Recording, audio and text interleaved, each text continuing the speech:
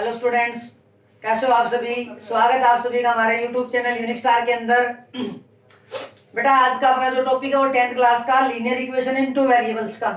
उसके एक क्लास हम पहले भी कर चुके हैं। उस क्लास के अंदर हमने पिछली क्लास के अंदर linear equation in two variables के बारे में पढ़ा था कि क्या होती है linear equation in two variable, और उसके कुछ सॉल्यूशंस के बारे में हमने बताई थी। उसका हमने कोई भी जो लीनियर इक्वेशन थी वो पेयर ऑफ लीनियर इक्वेशंस को सोल्व करना हमने सीखा। पेयर ऑफ लीनियर इक्वेशंस के हमने सॉल्यूशंस की बात की थी। तो अपना जो 10th क्लास का चैप्टर है पेयर ऑफ लीनियर इक्वेशंस, उसका हमने सॉल्यूशंस पढ़ा था। तो बेटा उसके सॉल्यूशंस के लिए हमारे पास 4 मेथड हैं। उन मेथड्स को हम वन बाय वन सोल्व करेंगे। तो सबसे पहला जो मेथड आपका वो हम आज डिस्कस करते हैं वो है बेटा ग्राफिकल मेथड। तो बेटा ग्राफिकल मेथड जो आपका ग्राफिकल मेथड के अंदर क्या है कि बेटा आपके पास कोई भी pair of linear equations given होगा और वो आपके पास स्टेटमेंट में भी हो सकता है और आपके पास अलजेब्रिक फॉर्म में भी हो सकता है। बेटा अगर वो स्टेटमेंट है तो पहले उससे अलजेब्रिक फॉर्म बनाओ, उसके बाद आप ग्राफिकल मींस ज्योमेट्रिकल रिप्रेजेंटेशन दो उसकी। तो ज्योमेट्रिकल रिप्रेजेंटेशन देंगे तो उसी को हम क्या बोलते हैं बेटा ग्राफिकल मेथड। अब हम उसका पेयर ऑफ इक्वेशंस जैसे कि आपके पास ये थी, आपके पास a1x plus b1y plus c1 is equal to 0, a2x plus b2y plus c2 is equal to 0। बेटा हमने यहाँ से आपको बताया था कि ये जो c1 और c2 है ना, ये आपके कांस्टेंट टर्म्स हैं। ये किसी बुक में आपको राइट हैंड साइड में मिल सकते हैं और ये लेफ्ट में मिल सकते हैं, उससे कोई दिक्कत नहीं है। लेकिन ध्यान ये करना है कि दोनों को एक साइड में रखना है, या तो आप राइट में रखो या फिर आप इनको लेफ्ट में रखो, उससे कोई दिक्कत नहीं है। तो बेटा हम इनके सॉल्यूशंस की बात कर रहे हैं। आगे इसका जब हम सॉल्यूशन निकालेंगे तो सॉल्यूशन का मतलब हमने ये बताया था अगर x और y की ऐसी वैल्यू, x और y की ऐसी वैल्यू जो एक ही टाइम पे इन दोनों इक्वेशंस को क्या करे सेटिस्फाई करे, मींस इस पेयर ऑफ इक्वेशन को क्या करे सेटिस्फाई। तो जो भी वैल्यू आएगी आपके पास x y की उसको हम क्या कहेंगे इस इक्वेशन का पेयर ऑफ लीनियर इक्वेशंस का क्या कहेंगे सॉल्यूशंस कहेंगे। तो इसका सॉल्यूशंस हमें निकालना बेटा, तो सॉल्यूशन हम निकालेंगे ग्राफिकल मेथड से। बेटा ग्राफिकल मेथड से जब हम इसका सॉल्यूशन जब निकालेंगे तो ग्राफिकल मेथड के अंदर आपको क्या करना है कि ये तो आपके पास इक्वेशन है, इन इक्वेशंस को यूज करके आपको टेबल बनानी बेटा दोनों इक्वेशन की। और टेबल जब बनाओगे तो टेबल से आपको क्या करना है बेटा ग्राफ बनाना है। क्या बनाना है बेटा आपको ग्राफ। तो बेटा ग्राफ जो था आपके पास, उस ग्राफ के अंदर हमने आपको बताया था कि आपके पास 3 टाइप के ग्राफ बनेंगे। कितने टाइप के बेटा 3 टाइप के।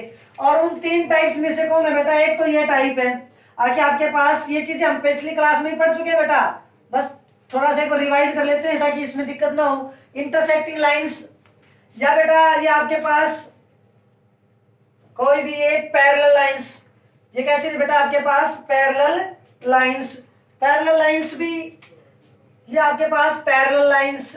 और ये लास्ट जो थे बेटा आपके पास एक कोइंसिडेंट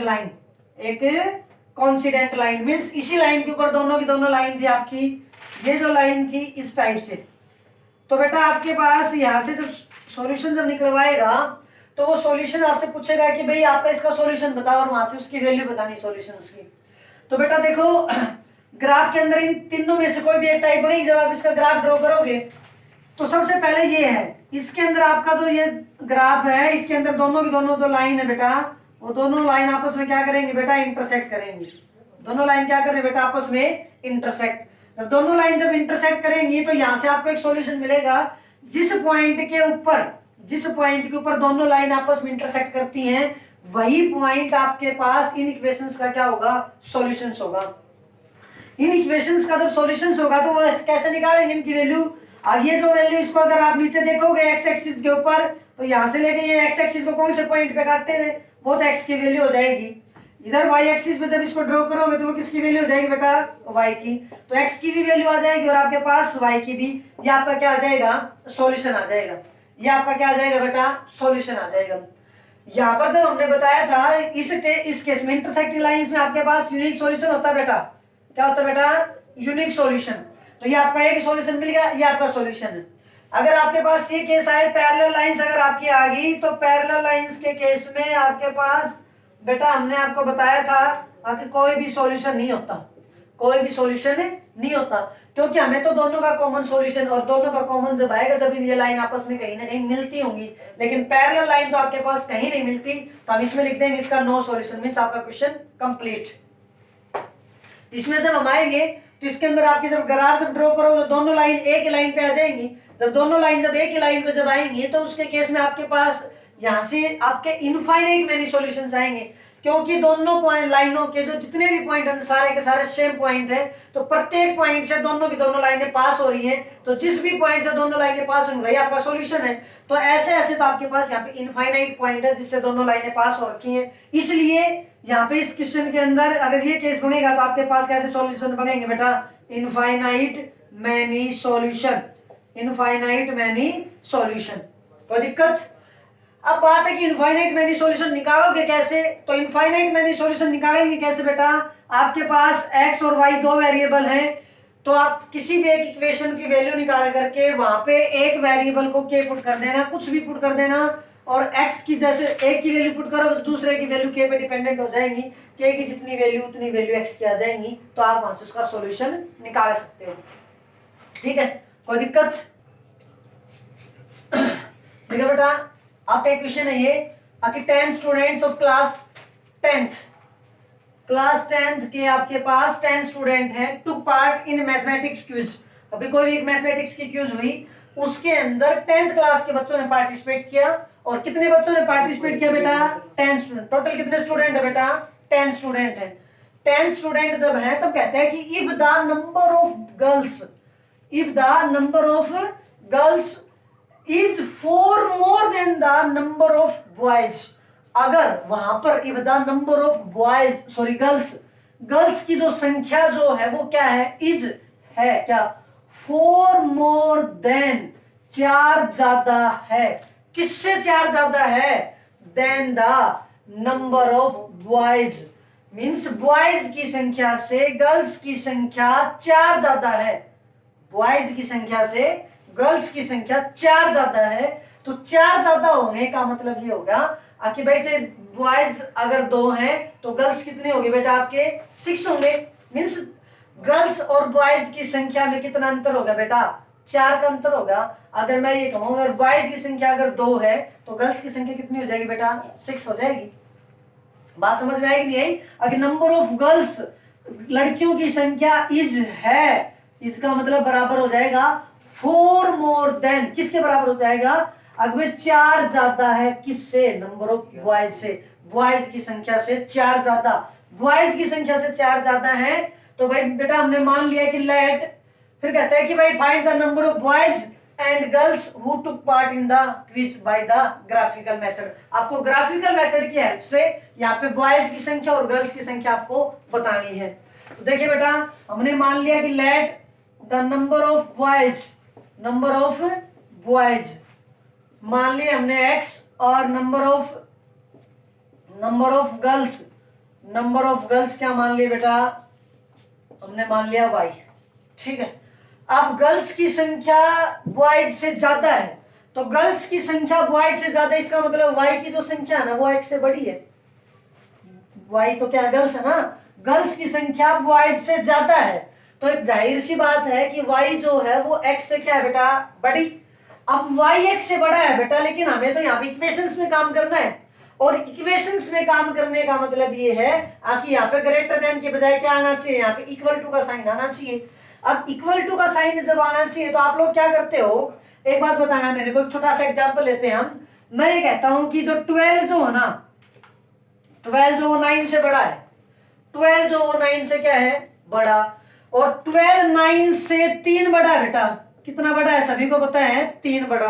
तो 3 बड़ा होने का मतलब एक जाहिर सी बात है ना कि दोनों के बीच का कितना अंतर है, 3 का अंतर है। अब 3 का अंतर, तो हमें तो ये चीज जो है इक्वालिटी में, जो ये इनइक्वालिटी जो है किसमें बदलनी है, आपको इक्वालिटी के अंदर बदलनी है। जब इसको इक्वालिटी के अंदर बदलोगे तो आपको पता होगा, जैसे हम तराजू के अंदर काम करते, जब दो जो तराजू जो होते हैं आपकी, पहले वाली तराजू, आजकल तो कंप्यूटराइज है, पहले वाले तराजू में इधर तो बाट होता है, इधर वो क्या होता है उसको तराजू में क्या बोलते हैं, उसके अंदर हम सामान डालते हैं, तो अगर सामान ज्यादा हो जाता है तो बाट वाला जो हिस्सा है वो ऊंचा हो जाता है, वो नीचे चला जाता है। अगर उसमें सामान कम होता है तो जिधर बाट रखे होते हैं वो नीचे और वो ऊपर होता है, उसको बराबर करने के लिए बेटा क्या करते हैं, जिसमें सामान डाला हो उसमें से थोड़ा थोड़ा निकाल लेते हैं, अगर वो उधर वाला जाता है तो, और अगर इसमें जाता है तो अगर कम है तो सामान और डाल के उसके बराबर आ जाता है।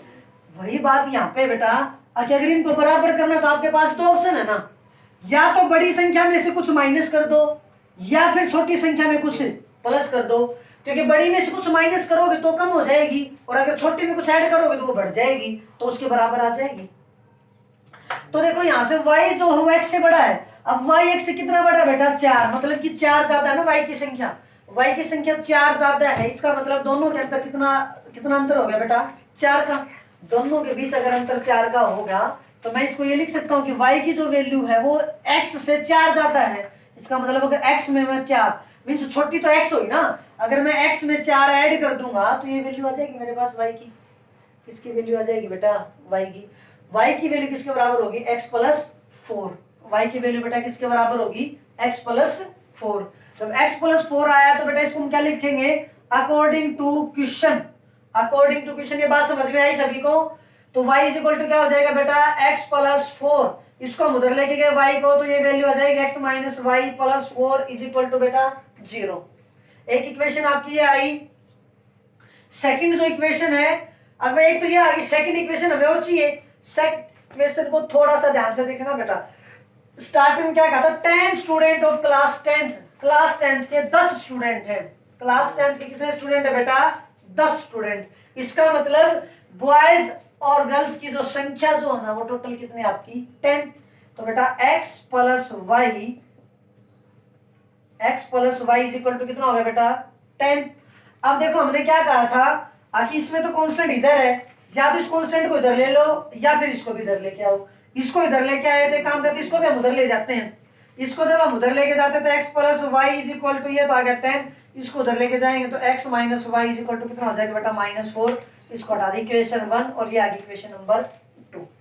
कोई दिक्कत है, कोई दिक्कत नहीं। तो अब अपना काम क्या रहेगा बेटा, अब हमारा काम रहेगा ग्राफ का। आगे ग्राफ के अंदर हम इनका काम देखेंगे। ग्राफ के अंदर जब हम इनका काम जब देखेंगे तो देखना बेटा हमें क्या करना है, आखिर आपको टेबल बनाएंगे बेटा। एक बार इसकी टेबल बना रहे हैं हम, इसकी जब टेबल बनाएंगे तो आपको बताया था टेबल बनाने का तरीका। आखिर भाई आप x ले लो और y ले लो, x का मान 0 ले लो एक बार, और एक बार y का मान 0 ले लो। एक बार x का मान, एक बार y का मान 0। जब x का मान जब 0 लोगे यहाँ पे, तो इस इक्वेशन की बात है बेटा पहले की, यहाँ पे 0 रखो तो 0 माइनस का y is equal to minus के 4। 0 में से y को घटाएंगे, इसका मतलब minus y is equal to -4। Minus minus बेटा क्या होगा प्लस, तो y की वैल्यू कितनी आएगी बेटा 4। जब x का मान 0 तो y की वैल्यू बेटा कितनी आ गई 4। उसके बाद अब की बार के रखो, y का मान 0 रख लो। y का मान जब 0 रखोगे इसके अंदर रखना बेटा y का मान 0, तो ये आ जाएगा x minus 0 is equal to -4, means x की वैल्यू कितनी आएगी बेटा -4। तो x की वैल्यू -4 आई तो यहाँ पे कितना आ जाएगा बेटा -4। कोई दिक्कत है भाई, चलेगा यहाँ तक। अब इसकी भी टेबल बना दो बेटा, इसकी जब टेबल बनाओगे तो वही काम। अब ये वैल्यू आ गया आपके पास x और ये y, x का मान 0 रखो, x का मान 0, y का मान कितना आ जाएगा बेटा 10 आ जाएगा। और जब y का मान 0 रखोगे तो x का मान कितना आ जाएगा बेटा 10 आ जाएगा। कोई दिक्कत, चलेगा यहाँ तक। देखिए बेटा अब हम इनका ग्राफ बनाएंगे। ग्राफ के अंदर देखो अपनी वैल्यू आपकी बार 0 4 है, यहाँ पे 10 तक है, तो सिंपल सी वैल्यू 10 तक की। तो बेटा हमने क्या किया जी, अपना ग्राफ ले लिया। ये आपके पास x एक्सिस होगी और ये आपके पास बेटा y एक्सिस, ये आपके पास y एक्सिस, ये आपके पास x एक्सिस और ये y एक्सिस। यहाँ पे आपके पास 4 और -4 है, 10 और 10 है। तब आपकी मर्जी, यहाँ पे आप वैल्यू 1 1 की लेते हो या 2 2 की लेते हो, क्योंकि दोनों में कन्वीनियंट आप। तो हम ज्यादा बड़ा ना करके छोटा ग्राफ बना लेंगे ताकि एक ग्राफ में ज्यादा क्वेश्चन सोल्व हो जाए आपके। तो हमने क्या किया भाई, दो का वैल्यू ले लिया, 1 2 3 4 और ये 5। तो ये वैल्यू आपकी आएगी 2, ये 4, ये 6, ये 8 और ये 10। ठीक है बेटा। उसके बाद जब आप इधर जब आओगे तो इधर जब आप आए तो इधर आपके पास 1 2 3 4 और ये 5, ये 2 हो गया, ये 4, ये 6, ये 8 और ये आपके पास क्या आ गया 10। मीन्स हमने जो ब्लॉक जो बता रखा है ना, वो ब्लॉक अब की बार कितने का ले लिया, ये ब्लॉक 2 यूनिट का ले लिया बेटा। कितने यूनिट का ले लिया, 2 यूनिट का। अब देखो भाई, अच्छा माइनस की वैल्यू भी है एक्स की माइनस की वैल्यू, तो ये बेटा 2 और ये बेटा आपके पास -4, तो -2 और -4। ठीक है भाई। अब आइए, अब हम इसको डिनोट करेंगे। x का मान यहाँ पे 0, y का मान कितना बेटा 4। आपको बता रखा है कि x का मान 0 y एक्सिस पे मिलेगा, y का मान 0 पूरी x एक्सिस पे मिलेगा। तो हमें तो दोनों पॉइंट सेटिस्फाई चाहिए। x का मान 0, y का मान 4, तो जहां पे y का मान 4 होगा y एक्सिस पे, वहां पे x ऑटोमेटिक क्या मिलेगा 0 मिलेगा। तो ये रहा पॉइंट आपका, ये हमने डिनोट कर दिया सर्कल। ठीक है। उसके बाद x का मान -4, y का मान कितना है 0, तो y 0 कहां पे मिलेगा x एक्सिस पे, तो जहां पे x 4 है -4 है वहां पे ले लो, ये आगे वैल्यू इसको दे दिया बेटा। दोनों को मिला दो, जब दोनों को जब मिलाओगे ये लाइन आ गई बेटा। ठीक है भाई, यहाँ पे थोड़ी बहुत लाइन तिरछी हो सकती है, लेकिन आप स्केल की सहायता से आपको ये रफली नहीं खींचना है। कभी सोचो कि आपने भी सीधी खींचे, हम भी खींच देते हैं ऐसे ही। आपके पास स्केल है, यहाँ पे स्केल नहीं उपलब्ध होगा, इसलिए हमने इसको सीधा खींच दिया। अब ये देखो दोबारा, x की वैल्यू 0, y की वैल्यू 10, x की वैल्यू 0, y की वैल्यू 10, ये पॉइंट आ गया। फिर y की वैल्यू 0, x की वैल्यू 10, ये पॉइंट आ गया आपके पास, ये आ गया। ठीक है। अब इन दोनों पॉइंटों को मिला दो बेटा, ये आ गया। अब जब देखोगे तो ये आपके पास दोनों का पॉइंट ऑफ इंटरसेक्शन आ गया। तब हमने बताया था ग्राफिकल मेथड के अंदर, जब दोनों का पॉइंट ऑफ इंटरसेक्शन जब आपके पास आएगा, तब यहां से आपके पास क्या आएगा भाई अब जो भी जिस पॉइंट पे दोनों पॉइंट लाइन आपस में इंटरसेक्ट करेंगी ना, वो आपकी वैल्यू हो जाएगी दोनों का सॉल्यूशन। तो इस पॉइंट पे दोनों लाइन आपस में इंटरसेक्ट कर रही हैं, तब हमने आपको क्या कहा था कि बेटा जब आपके पास जब इन दोनों का जब सॉल्यूशन करोगे, तो यहां से नीचे आओगे आप x एक्सिस के ऊपर, तो ये लगभग आपके पास ये जो वैल्यू है आपकी कितनी बेटा, आपको शो नहीं करनी भाई, ये मैं आपको समझाने के लिए बता रहा हूँ कि यहाँ पे जैसे नीचे आओगे इस पॉइंट को देखने के लिए, तो यहाँ पे आप जब ग्राफ को देखोगे तो ये वैल्यू आपकी x की तो वैल्यू मिलेगी आपकी 3, और इधर जब आप आओगे तो ये y की वैल्यू लगभग आपकी मिल जाएगी 7 के आसपास। तो इसका मतलब ये वैल्यू आपकी आ गई कि यहाँ पे 3 और 7 मीन्स x का मान 3 और y का मान कितना बेटा 7।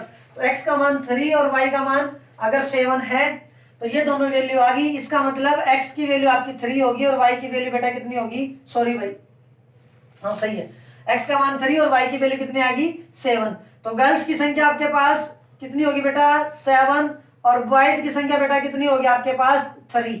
कोई दिक्कत? अगला जो टॉपिक है भाई कि आपके पास जो पेयर ऑफ लीनियर इक्वेशंस जो हैं उनका हमें सॉल्यूशंस बताना है और उसका ग्राफ बताना है।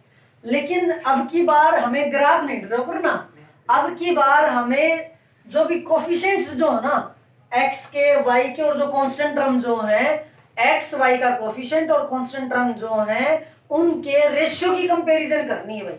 दोनों इक्वेशंस में आपके पास x y और c1 की वैल्यू होगी, सॉरी कोफिशिएंट a1 b1 और c1, इसमें a2 b2 और c2, इनका रेशियो निकालना आपको और उस रेशियो की बेटा कंपैरिजन करनी है।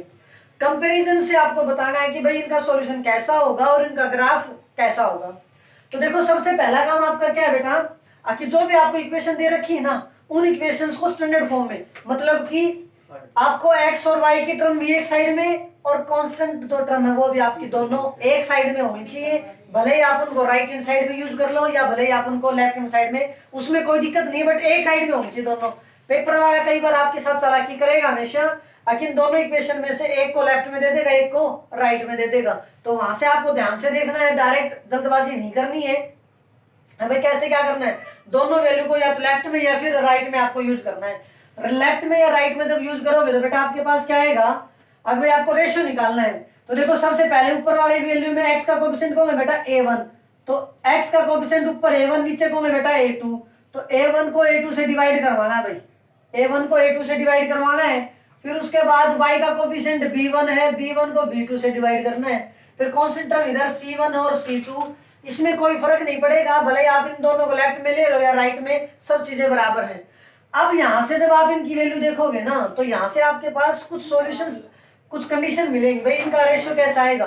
इनका रेशियो कैसे आएगा, उस रेशियो की कंपैरिजन करनी है। तो बेटा सबसे पहला जो काम है ना वो ये है कि भाई क्या पता पहले दोनों रेशियो ही इक्वल ना आए। क्या पता बेटा पहले दोनों रेशियो क्या ना आए, इक्वल ना आए। इसका मतलब इसकी वैल्यू और इसकी दोनों की जो वैल्यू ना वो बराबर नहीं आई। अगर बेटा बराबर नहीं आई ना तो इस केस में इसके कैसे सॉल्यूशन होंगे बेटा, यूनिक सॉल्यूशन होंगे।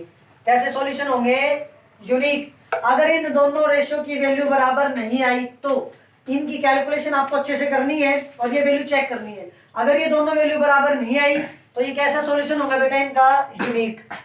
दूसरा जो है क्या पता पहले दोनों तो क्या हो जाए, इक्वल हो जाए, बट बेटा तीसरा ना हो इक्वल, तीसरा ना हो, कोई जरूरी नहीं हो। तो तीसरा बराबर नहीं होया, पहले दो बराबर हो गए, तब इस केस में आपका होएगा नो सॉल्यूशन। क्या होगा बेटा सॉल्यूशन आपका, नो सॉल्यूशन। तीसरा जो केस है बेटा आपका वो है तीनों बराबर आ गए। तीनों अगर बराबर आ गए तो a1 b1 ये वैल्यू जब आई, इस केस में आपके कैसे सॉल्यूशन होंगे, infinite many solution, infinite many solution. पहले में यूनिक, दोनों बराबर नहीं होंगे, पहले दो बराबर तीसरा बराबर नहीं होगा तो क्या होगा आपके पास, नो सॉल्यूशन। तीसरा जो है तीनों बराबर होंगे तो क्या होंगे बेटा, इनफाइनाइट मैनी सॉल्यूशंस। बोल लिया करो साथ के साथ। पहले में दोनों बराबर नहीं, यूनिक। तीसरा बराबर नहीं, नो सॉल्यूशन। तीनों बराबर आपके क्या आएंगे, इनफाइनाइट मैनी सॉल्यूशन। अब आपके पास ये तो होगी सॉल्यूशन की टाइप। अब हम बताएंगे ग्राफ की टाइप। अगर ग्राफ में आपके पास यूनिक सॉल्यूशन आएगा तो ग्राफ आपका आएगा इंटरसेक्टिंग लाइन। कैसी लाइन आएंगी, इंटरसेक्टिंग लाइंस। उसके बाद अगर मान लिया जाए आपके पास नो सॉल्यूशन आ गया तब आपके पास ग्राफ आएगा पैरेलल लाइंस। कैसी लाइन आएंगे आपके पास, पैरेलल लाइंस। और तीसरे केस में इनफाइनाइट, इनफाइनाइट के केस में ग्राफ कैसा आएगा आपके पास, coincident line, coincident line, coincident line. अब भाई तीनों दोनों की दोनों लाइन एक दूसरे पे आएंगे, संपत्ति लाइन होंगे एक दूसरे पे।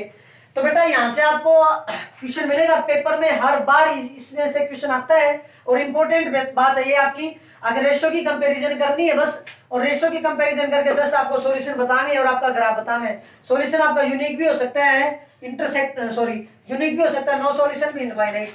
ये यूनिक होगा तो ग्राफ इंटरसेक्टिंग, नो सॉल्यूशन होगा तो पैरेलल, और इनफाइनाइट होगा तो कोइंसिडेंट लाइन। कोई दिक्कत। अब बेटा यहाँ पे दो बातें और आती है, एक आता है आपके पास कंसिस्टेंट, एक आपके पास आता है बेटा कंसिस्टेंट, और एक आपके पास आता है बेटा इनकंसिस्टेंट। इनकंसिस्टेंट, एक कंसिस्टेंट और एक इनकंसिस्टेंट। तो बेटा कंसिस्टेंट और इनकंसिस्टेंट मींस संगत और असंगत।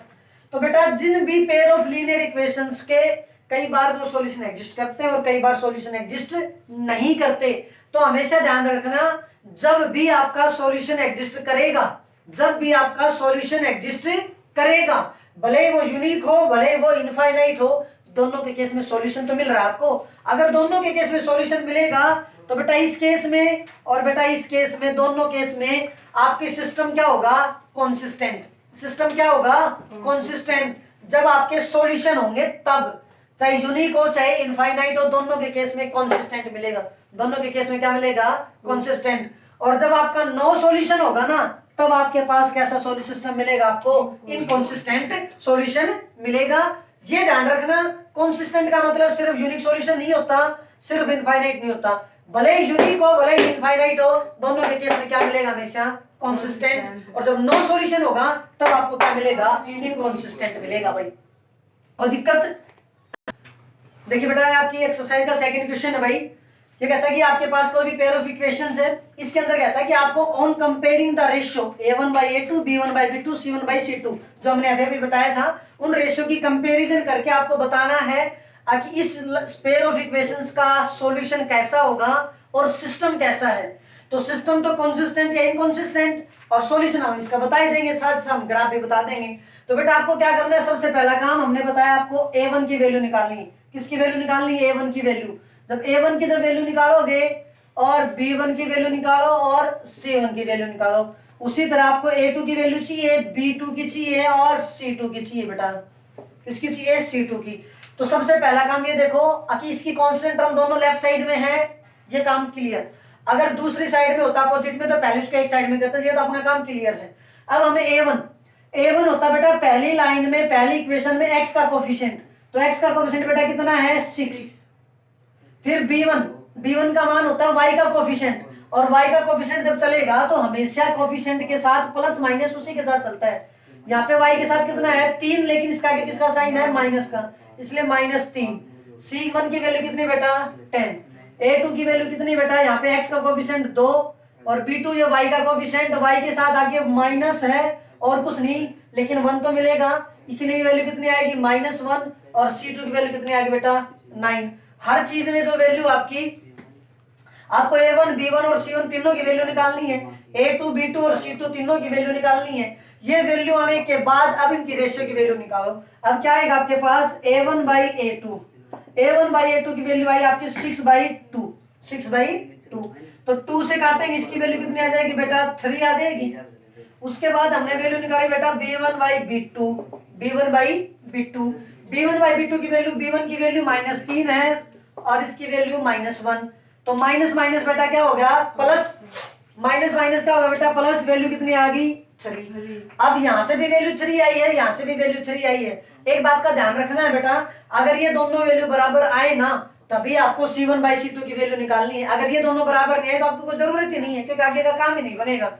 तो हमारे पास तो दोनों वैल्यू बराबर है, इसलिए हम C1/C2 की वैल्यू करते हैं। तो C1/C2 की जब वैल्यू करेंगे तो आपके पास क्या आएगा बेटा, ये 10 है अपॉन में 9, तो 10/9 तो नहीं कटेगा, ये की ये वैल्यू रहेगी।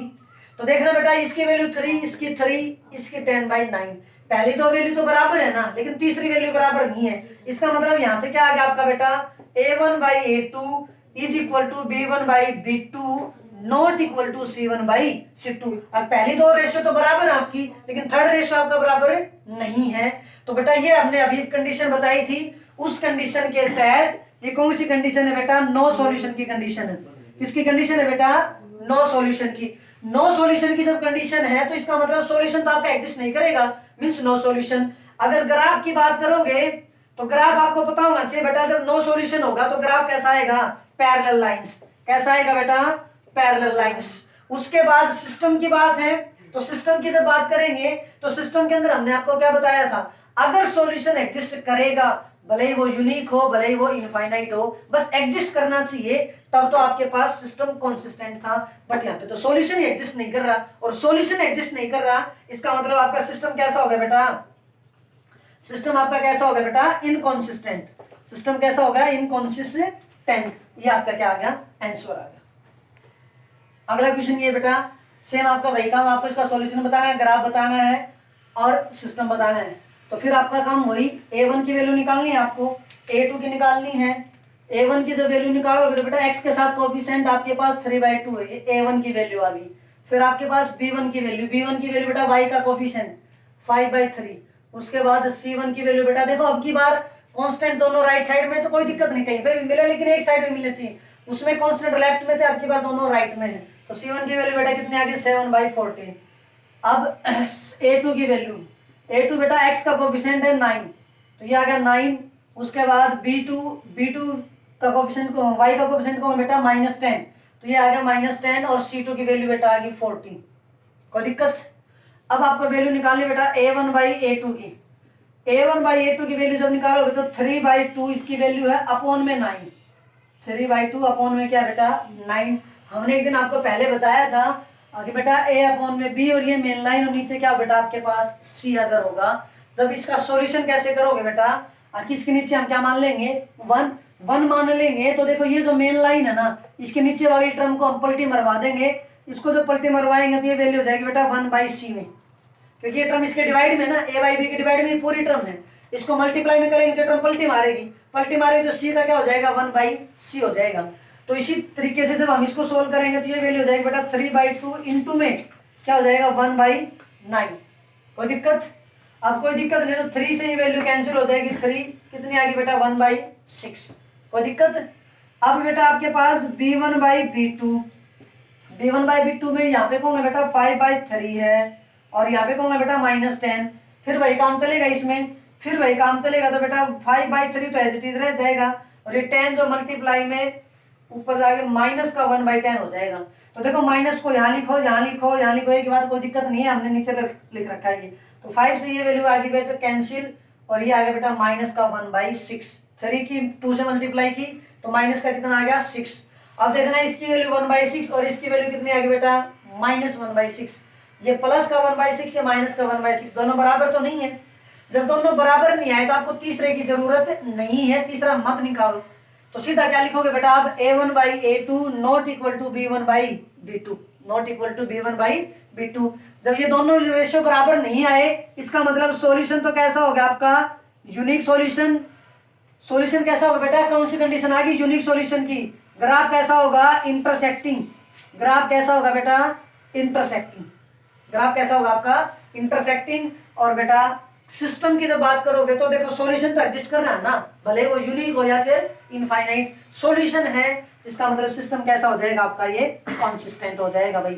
सिस्टम कैसा हो जाएगा आपका कंसिस्टेंट। क्वेश्चन अब बेटा अगला क्वेश्चन आपका ये, अगर भाई आपकी बार ये टर्म है वही काम आपको करना है, सॉल्यूशन की कंपैरिजन रेशियो की कंपैरिजन करनी है और आपको सॉल्यूशन बताना है।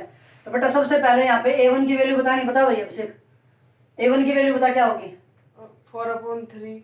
a1 की वैल्यू आ गई 4/3। ठीक है भाई। b1 की वैल्यू बता भाई अनिल 2। c1 की वैल्यू बता भाई c1 की वैल्यू 8।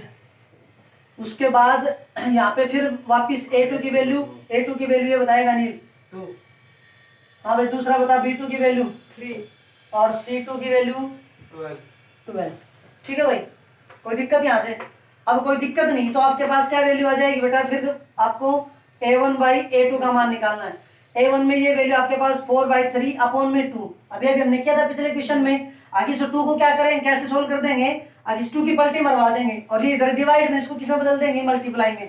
तो वैल्यू आ जाएगी 4/3 इंटू में 1/2। इसका मतलब ये 2 से ये वैल्यू कैंसिल आ जाएगी 2/3। ठीक है।